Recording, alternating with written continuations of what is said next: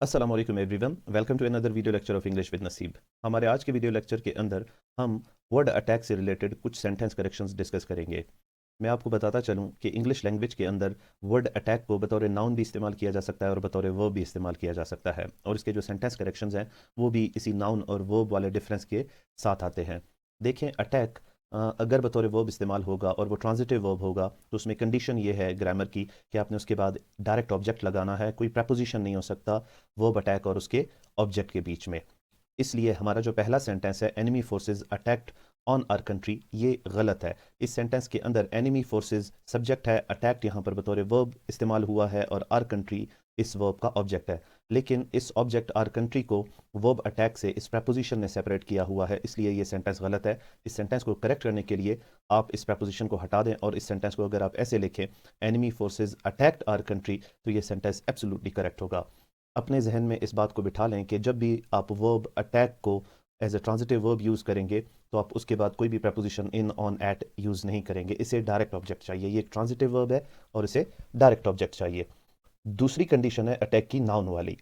अब नाउन वाली कंडीशन में यह है कि जब भी वर्ड अटैक को बतौर नाउन इस्तेमाल किया जाएगा किसी सेंटेंस के अंदर और उसका किसी और नाउन के साथ रिलेशन दिखाया जाएगा तो वहाँ पर प्रपोजिशन का इस्तेमाल लाजमी है। अगर आप प्रपोजिशन यूज़ नहीं करेंगे तो आपका वो जो यूज़ है अटैक का वो सही नहीं होगा, उसका रिलेशन बिल्डअप नहीं होगा किसी और नाउन के साथ सेंटेंस के अंदर। जैसे हमारा ये सेंटेंस है, we condemn the cowardly attack our country. अब यहाँ वी हमारा सब्जेक्ट है, कंडेम हमारा वर्ब है, द कावर्डली अटैक जो है ये हमारा ऑब्जेक्ट है। ठीक है, अब यहाँ पर ये अटैक बतौर नाउन यूज़ हुआ है क्योंकि ना ऑब्जेक्ट के तौर पर आप सिर्फ नाउन और प्रोनाउंस को इस्तेमाल कर सकते हैं, किसी और वर्ड को आप यूज़ नहीं कर सकते।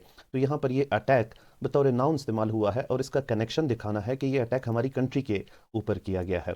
तो इस नाउन अटैक का इस नाउन फ्रेज आर कंट्री के साथ रिलेशन दिखाने के लिए प्रपोजिशन का इस्तेमाल ज़रूरी है। अगर हम यहाँ प्रपोजिशन यूज़ नहीं करेंगे तो कोई सेंस इस्टेब्लिश नहीं होगा, कोई रिलेशन इस्टेब्लिश नहीं होगा ये नाउन अटैक और नाउन फ्रेज आर कंट्री के बीच में। इसलिए इस सेंटेंस को करेक्ट करने के लिए हमें अटैक के बाद प्रपोजिशन ऑन का इस्तेमाल करना होगा और करेक्ट सेंटेंस होगा we condemn the cowardly attack on our country.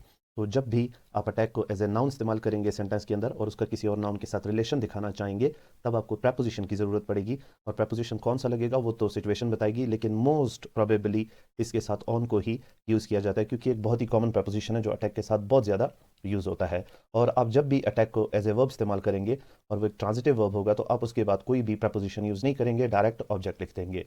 उम्मीद है इस वीडियो को देखने के बाद आप अटैक से रिलेटेड अगर एरर्स फेस करेंगे किसी एग्जाम के अंदर तो आप उन्हें आराम से करेक्ट कर सकते हैं इन दो रूल्स को फॉलो करते हुए। मिलते हैं एक और वीडियो के साथ। अपना बहुत सारा ख्याल रखिए और मुझे अपनी दुआओं में याद रखिए। अल्लाह हाफिज़।